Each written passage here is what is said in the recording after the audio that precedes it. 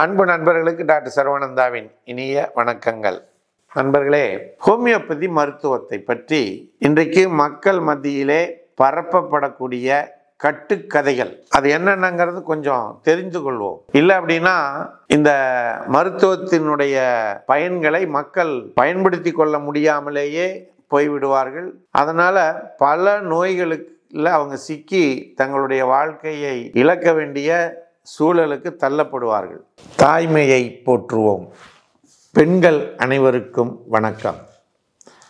மாதவிலக்கு காலங்களில் ஏற்படும் வயிற்று வலியை ஒரே ஒரு முறை வர்ம சிகிச்சை செய்து நாம் சரி செய்து கொள்ள முடியும். இந்த வர்ம சிகிச்சையானது நாமக்கல் மாவட்டம் கலெக்டர் அலுவலகம் அருகில் இருக்கக்கூடிய சர்வம் ஹெல்த் கேரில் ஒவ்வொரு சனிக்கிழமையும் காலை 10 மணி முதல் 2 மணி வரை இலவசமாக அந்த சிகிச்சை அளிக்கப்படுகிறது. இதனை பயன்படுத்தி நீங்கள் அனைவரும் அந்த வயிற்று வலி பிரச்சனையிலிருந்து விடுபட இறைவனை பிரார்த்தித்து நிறைவு செய்கின்றோம். அனைவரும் வாருங்கள், நல்வழி பெறுங்கள். இது உண்மை. இந்த உண்மையை உலகத்திற்கு எடுத்து சொல்வதற்கு இந்த காணொளியை நாம் பயன்படுத்துகிறோம். முதல் விஷயம் என்னன்னா, ஹோமியோபதி சயின்டிபிக்கா விஞ்ஞான ரீதியா நிரூபிக்கப்படாத ஒன்று அப்படின்னு சொல்லுவாங்க. அதனால இதை ஏற்றுக்கொள்ளக்கூடாது அப்படின்னு சொல்லுவாங்க. விஞ்ஞான ரீதியாக தயாரிக்கப்பட்ட பல மருந்துகள் பயனளிப்பு இல்லாமலேயே போய்விடுகிறது ஒன்று, அல்லது அது மக்களுக்கு பின்னிட்டு 1 மாதத்திலேயோ 1 வருஷத்திலேயோ 10 வருஷத்திலேயோ இது ஒவ்வாமை ஏற்படும், இந்த மருந்து உடலுக்கு தவறான கெடுதியை ஏற்படுத்துகிறது என்று சொல்லி தடை செய்யப்படுகிறது. ஆனால் ஹோமியோபதியிலே இதுவரைக்கும் கண்டுபிடிக்கப்பட்ட எந்த மருந்தும் தடை செய்யப்பட்டதாக சரித்திரம் இல்லை. காரணம் என்னவென்று சொன்னால், ஹோமியோபதியினுடைய மருந்துகள் மனிதர்களுக்கு கொடுத்து மனிதர்களுக்கு ஏற்படக்கூடிய நோய் அறிகுறிகளை எல்லாம் கண்டுபிடித்து அதன் அடிப்படையிலே நோயை தீர்ப்பதற்குரிய மருந்துகளை நாம் எடுக்கிறோம். இந்த மருந்து எந்தெந்த பொருள்களிலிருந்து எடுத்தாலும் இந்த மருந்தினுடைய அந்த மூலப்பொருளினுடைய மூலத்தன்மை இல்லாமல் அதில் இருக்கக்கூடிய மருத்துவ குணத்தை மட்டுமே நாம் வெளியெடுத்திருக்கிறோம். இதுதான் முதல் விஷயம் ஆச்சுங்களா. அதனால இது விஞ்ஞான ரீதியாக நிரூபிக்கப்பட்டதா இல்லையா அப்படிங்கிறத விட 250 ஆண்டு காலமாக கண்டுபிடிக்கப்பட்ட எந்த மருந்தும் தடை செய்யப்படாத ஒரே ஒரு மருத்துவ துறை இருக்கிறது என்று சொன்னால் அது ஹோமியோபதி. இரண்டாவது, இந்த மருந்தை எந்த காலத்திற்கும் பயன்படுத்தலாம். அது அதனுடைய பவர் போகாது. மருந்துன்னு ஆயிடுச்சுன்னா அது மருந்தாக மட்டுமே இருக்கும், கவலைப்பட வேண்டியதில்லை. சரிங்களா. சிலர் சொல்லுவாங்க இந்த மருந்து ஒண்ணுமே இல்லை, பிளாசிபோ, போகஸ் அப்படிம்பாங்க. இது மக்களை ஏமாற்றுவதற்கு, மக்களுக்கு ஹோமியோபதி மேல நம்பிக்கை இல்லாமல் செய்வதற்கு உரிய விஷயம். அப்படி இருந்திருந்தா 250 வருஷமா ஹோமியோபதி மருத்துவரும் இல்லை. எந்த மருத்துவர்கள் இதை போகஸ் பிளாசிபோன்னு சொல்றாங்களோ ஆங்கில மருத்துவர்கள், அதே ஆங்கில மருத்துவர்களால் இது பாராட்டப்பட்டிருக்கிறது. அந்த ஆங்கில மருத்துவர்கள் ஆங்கில மருத்துவத்தை விட்டுவிட்டு ஹோமியோபதி மருந்துகளை கடைபிடிக்கக்கூடிய பல மருத்துவர்கள் பல புத்தகங்களை எழுதியிருக்கிறார்கள். இதை அந்த இன்றைய இருக்கக்கூடிய அத்தனை மருத்துவர்களும் புரிந்து கொள்ள வேண்டும். அதனால ஹோமியோபதி மருந்து போகஸ் கிடையாது. இல்லைன்னா 250 வருஷமா எப்படி சர்வைவல் ஆகும். சரிங்களா. அடுத்து, இந்த மருந்து ரொம்ப ஸ்லோவா வேலை செய்யும் அப்படின்னு சொல்லுவாங்க. நெவர். அடுத்த 2-3 நிமிஷத்துல வலியா இருந்தாலும் சரி அல்லது வேற பிரச்சனைகளா இருந்தாலும் சரி குறைக்கக்கூடிய சக்தி ஹோமியோபதிக்கு இருக்கு. அதனால நீங்க என்ன பண்ண வேண்டியதில்லை, கவலையே பட வேண்டியதில்லை. இந்த கட்டுக்கதைகளை நம்ப வேண்டியதும் இல்லை. இது வெறும் தண்ணி தான் அப்படின்னு சொல்லுவாங்க. தண்ணீரை போல இருப்பதனால அது தண்ணீர் ஆகிறாது. என்ன, பாலை போல இருக்கிறதுனால சுண்ணாம்பு தண்ணியும் பாலாயிருமா? இல்லை இல்லையா. கல்லு பாலாயிருமா? இல்லை இல்லையா. அதனால பால் தான், தண்ணி தான். அதே மாதிரி ஹோமியோபதி மருந்து தான். அதனால இந்த மாதிரி கட்டுக்கதைகள் சொல்வதையெல்லாம் நாம் ஏற்றுக்கொள்ள தேவையில்லை. அதே மாதிரி ஹோமியோபதியில் நம்ம கொடுப்போம் ஒரு 2 மருந்து 3 மருந்து 3 குரணைகள் மட்டும் சாப்பிடுங்க அப்படின்னு சொல்லுவோம். சிலர் சொல்லுவாங்க நிறைய சாப்பிட்டா சரியாகணும். நிறைய சாப்பிட்டாலாம் விரைவாலாம் குணமாகாது. அது மருந்துன்னு உள்ள ஒன்று போயிடுச்சுன்னா நிச்சயம் அது வேலை செஞ்சிடும். குறைவான மருந்துகளே போதுமான ஒன்று தான். அதனால் அதை பற்றி நம்ம பயப்பட வேண்டியது இல்லை. சரிங்களா. குறைவான மருந்தே சரியான தீர்வை கொடுக்கும்.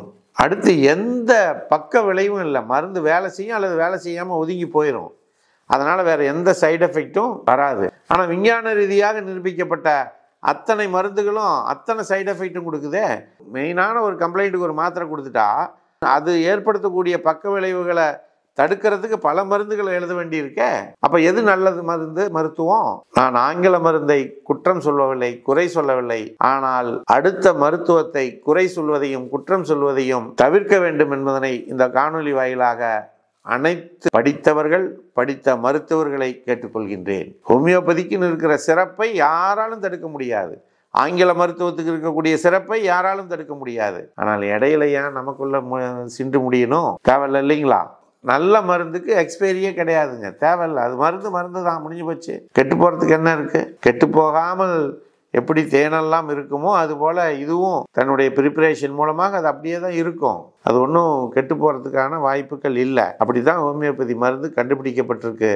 அதுவும் நீண்ட நாட்கள் இருக்கக்கூடிய மருந்துக்கு இன்னும் நல்ல பவர் இருக்குது. அதனால் நம்ம கவலைப்பட வேண்டியதில்லை.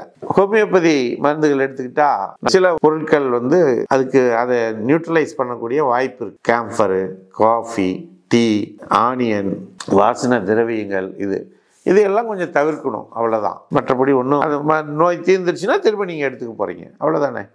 இதில் ஒன்றும் மாற்றம் தேவையில்லையே. இதில் என்ன போய் குற்றம் கதை, ஐயோ அதை சாப்பிடக்கூடாது, அதெல்லாம் ஒன்றும் இல்லைங்க. நார்மலாக சாப்பிடலாம். நமக்கு விரைவான குணம் கிடைக்கணும் அப்படின்னா சில பொருட்களை தவிர்க்கலாம், அவ்வளோதான். ஆனால் சுத்தமாக வைக்கக்கூடாது. இந்த சூடத்தையோ வாசனை திரவியங்களையோ இந்த மருந்து பக்கத்தில் கொண்டு போகக்கூடாது, அவ்வளோதான் விஷயம். அடுத்து சொல்லுவாங்க ஹோமியோபதி நோயை அதிகப்படுத்தி குறைக்குமாங்க. அப்படிலாம் ஒன்றும் இல்லைங்க. நம்ம கொடுக்குற டோசேஜை கரெக்டாக கொடுத்தோம்னா அப்படியே குணமாயிரும். கொஞ்சம் டோசேஜ் மாறிச்சுன்னா இதாக இருக்கும். ரெண்டாவது, ஒருத்தருக்கு ஒரு நோய் இருக்குது, அவருக்கு ஒரு மருந்து கொடுக்குறோம்னா அதே மருந்தை இன்னொருத்தருக்கு கொடுத்தா சரியாகும், அதே மாதிரி கம்ப்ளைண்ட் இருந்தான்னு இல்லை. அவருடைய இண்டிவிஜுவாலிட்டி தனி, இவருடைய இண்டிவிஜுவாலிட்டி தனி. அப்போ தனித்தனி நபர்களுக்கு தனித்தனி மருந்துகள், வேறு வேறு மருந்துகள் தான் ஹோமியோபதியில் கொடுக்குது. எல்லாம் ஒரே மருந்தாக நம்ம எழுதிட்டு போகிறது கிடையாது. அதனால தான் ஹோமியோபதி ப்ராக்டிஸ் கொஞ்சம் சிரமம், சரிங்களா? அடுத்து, மன ரீதியான பிரச்சனைகளை கையில் எடுத்து தீர்க்கக்கூடிய சக்தி படைச்சது ஹோமியோபதி மருந்து. வேறு எங்கேயும் மன ரீதியான சிம்டம்ஸை எடுத்து பண்ணுறதா எனக்கு தெரியலை வேறு எந்த மருத்துவத்துலேயும். ஆனால் ஹோமியோபதியில் மன ரீதியான பிரச்சனைகளை கேட்டு அதை ஒட்டி தான் அடுத்த மற்ற நோய்களுக்கெல்லாம் மருந்து கொடுக்குறோம். அதனால் உடல் மனம் இரண்டும் சரியாகி விடுகிறது. இயக்கம், அவருடைய இயக்கம் மிகச் சிறப்பாக இருக்கிறது. சிலர் என்ன கேட்குறாங்கன்னா, சார் ஹோமியோபதி மருந்து இனிப்பாக இருக்குல்ல, அப்புறம் எப்படி சுகருக்கு அதை எடுத்துக்கிட்டால் சுகர் இன்க்ரீஸ் ஆகிடாதா? கிடையவே கிடையாதுங்க. ஒன்று, நீங்கள் சுகர் ஸ்பூன் அளவில் போட்டு சாப்பிட்றதில்ல, முதல் விஷயம். இது 2 குரணையோ 3 குரணையோ தான் அந்த இது. ரெண்டாவது, இதில் சுகரே கிடையாது, லாக்டோஸ் தான் இருக்கும். லாக்டோஸில் தான் இந்த இதெல்லாம் செய்யணும், குளோபிள்ஸ் செய்கிறாங்க. அதனால் உங்களுக்கு எனர்ஜி தான் வருமே ஒழிய சுகர் இன்க்ரீஸ் ஆகாது. அதனால் தைரியமாக யார் வேணாலும் என்ன பண்ணலாம், ஹோமியோபதி சுகர் இருக்கக்கூடியவர்கள் எடுத்துக்கொள்ளலாம். அடுத்து, சார் எல்லாத்துக்கும் ஒரே கலரான மாத்திரை என்னங்க பண்ணுறது? கலராக கொடுத்தா அப்புறம் அது ஒரு வியாதி சேரும். அதனால் எது நேச்சுரல் கலரோ இயற்கையோ அந்த ஒயிட்டை அப்படியே கொடுத்துட்றோம், அவ்வளோதான் விஷயம். அதே சமயத்தில் எமர்ஜென்சிக்கோ அல்லது தொடர்ச்சியாக வேறு ஏதாவது நோய்களுக்கோ மருந்து எடுக்கும் பொழுது ஹோமியோபதி மருந்து எடுப்பதிலே தவறில்லை. நீங்கள் ரெகுலராக எடுக்கக்கூடிய மருந்தை எடுத்துக்கொண்டே கூட இந்த ஹோமியோபதி மருந்தையும் பயன்படுத்தி கொள்ளலாம். நாளை போக்கில் அந்த மருந்து நின்று போயிடும், இந்த மருந்து உங்களுக்கு ஒர்க் பண்ணி கொடுத்துட்டு இதுவும் நின்றுக்கும், நீங்கள் ஸ்டெடியாக நின்றுருவீங்க, அவ்வளோதான் விஷயம். அடுத்து சொல்லுவாங்க ஹோமியோபதி ரொம்ப கசப்பாக இருக்கும் சார். ரொம்ப கசப்பு தானுங்க, அதனால தான் இனிப்பில் சேர்த்து கொடுக்குறோம். நீ எந்த குழந்தையும் ஹோமியோபதி மருந்து சாப்பிட மாட்டேன்னு சொல்லாதே. ஆனால் ஆங்கில மருந்து சாப்பிடுமா? சாப்பிடாதில்ல. அதனால் நண்பர்களே, ஹோமியோபதி பற்றி மக்கள் மனதிலே உலாவிக் கொண்டிருக்கக்கூடிய பல கட்டுக்கதைகளுக்கு, அவர்களுக்கு ஏற்பட்டிருக்கக்கூடிய சந்தேகங்களுக்கு இந்த காணொளி ஒரு தீர்வை கொடுத்திருக்கும், தெளிவை கொடுத்திருக்கும் என்றால் நிச்சயம் அது கொடுத்திருக்கும். மேலும் எதுவும் சந்தேகங்கள் இருந்தால் நீங்கள் சர்வம் ஹெல்த் கேரோடு தொடர்பு கொள்ளலாம். 9176380403 என்று கூறி வாய்ப்பளித்த சர்வம் யூடியூப் சேனலை சப்ஸ்கிரைப் செய்யுங்கள் என்று கேட்டு நன்றி கூறி விடைபெறுகிறோம். நன்றி, வணக்கம்.